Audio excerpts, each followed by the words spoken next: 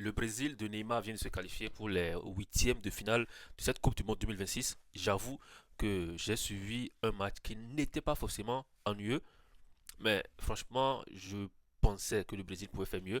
20 hein, quand même hein, pour les Brésiliens, seulement 7 ont été cadrés. Malheureusement, ça n'a pas donné forcément ce qu'on espérait ce match-là.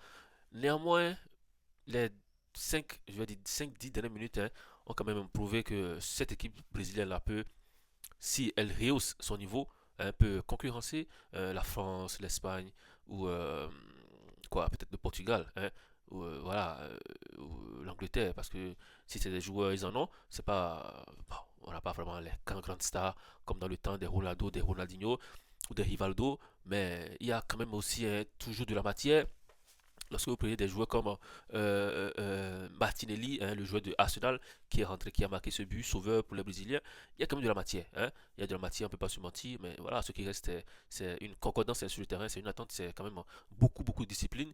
Je pense que les joueurs sont trop frivoles, ils se laissent trop distraire sur le terrain, ils ne sont pas trop concentrés. Hein.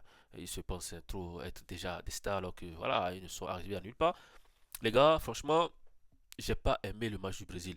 Même si elle a fait gagne de 1 grâce à ce but de Martinelli et ce but de Casimiro pour égaliser. Les Japonais, je l'ai dit quand j'ai vu l'affiche Brésil-Japon, j'ai dit Brésil, attention. Il y a un rue qui me dérange là, mais voilà, on fait avec. Je l'ai dit, Brésil, attention, parce que le Brésil, c'est une grande nation. Mais le Japon a fait douter plusieurs nations. Hein. Lorsque le Japon jouait les qualifications pour la Coupe du Monde, il y a eu beaucoup d'équipes que le Japon a surpris. Et dans cette Coupe du Monde aussi, je pense qu'ils ont aussi cette. Ils sont imprévisibles. Hein. Vous ne pouvez pas jouer face au Japon et être sûr de gagner. Hein. Euh, Mettez toujours une petite pièce sur le Japon parce que tout peut arriver. Vous avez vu le but marqué par Sano, si je ne me trompe pas. Il a surpris tout le monde et il a marqué. Voilà, c'est le Brésil. La Coupe du Monde se joue pratiquement dans le pays et le public est avec eux. Donc il y a eu un peu plus d'envie d'aller égaliser, d'aller gagner ce match-là.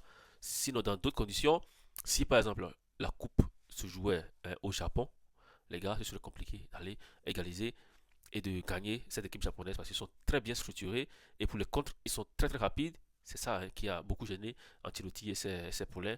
Bon, tout est bien qui finit bien. Le Brésil qualifié, même si c'est un seul but d'écart qu'ils ont pu marquer pour se qualifier, ils sont maintenant en huitième de finale. Et qui vous le saurez dans quelques heures. Les gars, abonnez-vous pour tous ceux qui ne sont pas abonnés. Portez-vous bien. On se dit